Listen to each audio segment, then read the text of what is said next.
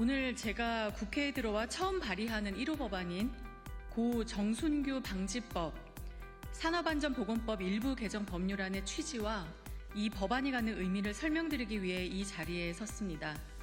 먼저 참석해 주신 분들을 소개하겠습니다. 고 정순규님의 유족 대표로 아들이신 정석채님 참석하셨습니다. 정석채님의 친구이자 재판 과정에서 많은 도움을 주신 백인주님 참석하셨습니다. 마지막으로 저와 함께 유족 측 대리인을 맡은 법무법인 윤리배 오민혜 변호사님 참석하셨습니다. 네, 오늘 기자회견은 먼저 기자회견문 낭독한 후 유족 정석채님의 발언을 듣고 마무리하겠습니다. 많은 언론인 여러분의 관심과 취재 부탁드립니다. 예, 기자회견문 낭독하겠습니다. 2019년 10월 30일 부산 문현동 경동건설 아파트 공사 현장에서 하청업체 JM건설 소속 노동자 정순규 님이 추락해 끝내 목숨을 잃었습니다. 저는 당시 유족의 대리인으로서 이 사건의 진실을 밝히기 위해 함께 싸웠습니다. 재판 과정에서 증거로 제출된 관리감독자 지정서가 조작된 것이 밝혀졌습니다. 고인이 관리감독자로 지정되었다는 지정서에 고인 서명까지 되어 있었는데 고인의 서명이 아니었고 당시 현장 소장이 고인 서명인 것처럼 임의로 작성하였던 것입니다.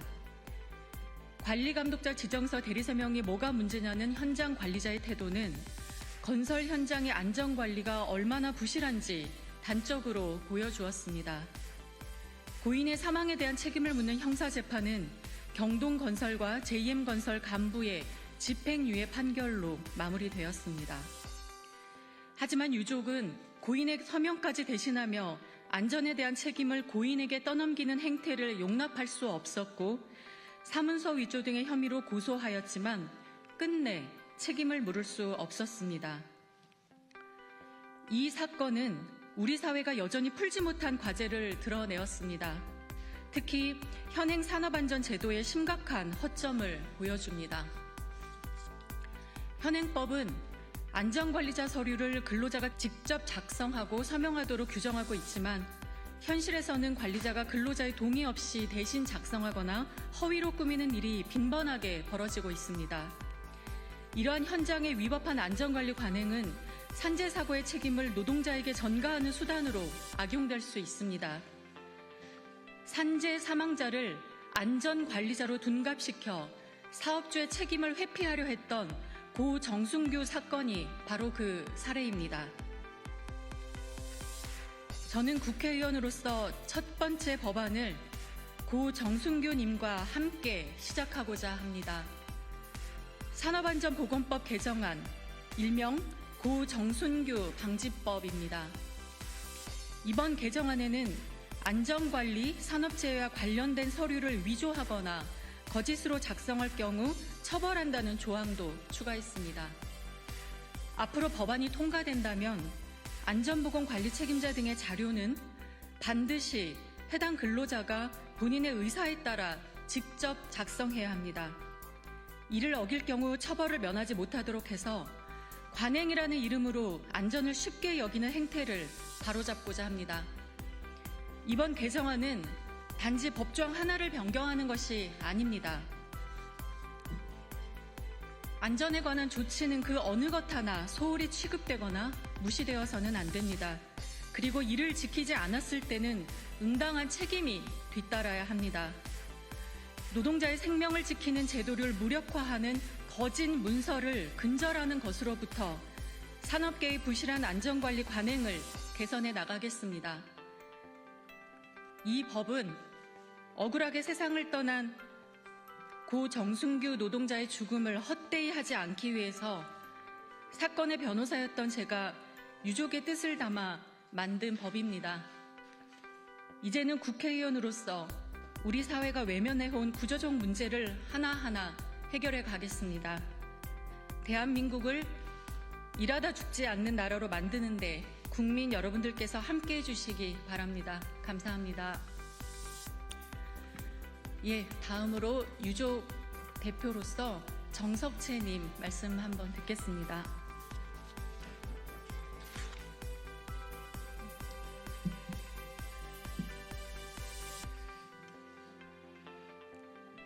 2019년 경동건설 부산 경동 리인 아파트 공사 현장에서 추락사로 돌아가신 고 정순규님의 유가족 정수채라고 합니다. 저는 오늘 아버지를 잃은 한 유가족으로서 건설 현장에서 더 이상 아무도 이렇게 죽어서는 안 된다는 절박한 마음으로 이 자리에 섰습니다.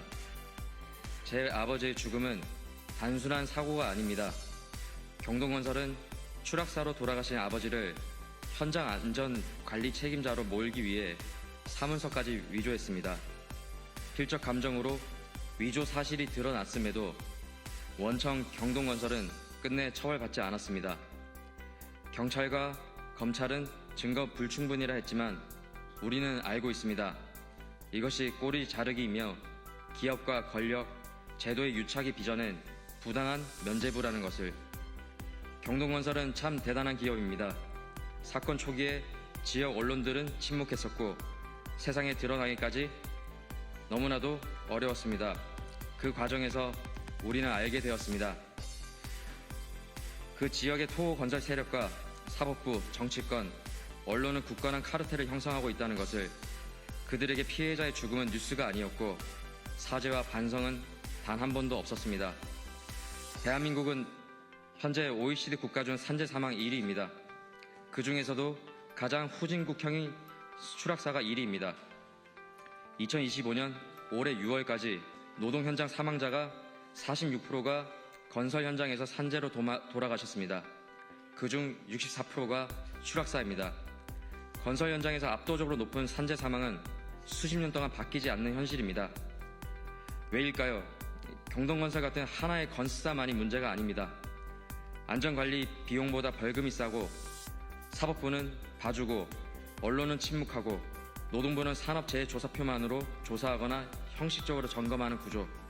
이 구조가 깨지지 않는 한 오늘도 누군가는 떨어져 죽고 내일도 누군가는 가족을 잃게 될 것입니다. 6년의 세월 동안 거리에서, 법정에서, 국회에서, 그리고 언론 앞에서 싸웠습니다. 그 싸움은 지난했고 때로는 절망스러웠지만 말하지 않으면 잊혀진다는 두려움이 저희를 붙들었습니다. 저는 6년 동안 싸우면서 아버지가 왜 죽었는지, 왜 경동건설 책임자들은 왜 제대로 처벌받지 않는지, 왜 언론은 침묵하는지 싸우면서 알았습니다. 이건 우리가 먼저 겪었을 뿐이지 우리 가족만의 일이 아니라 누군가에게도, 누군가의 가족에게도 일어날 수 있는 일이라는 걸 말입니다. 경동건설은 제대로 처벌받지 않았고 고 정순규 아버지의 죽음이 진상규명되지 못했지만 저희 유가족들은 건설 현장의 잘못된 관행과 부실한 안전관리 체계를 비롯해 제도 개선에 앞장설 것입니다. 다음 달이면 고 정순규 아버지 6주기가 됩니다.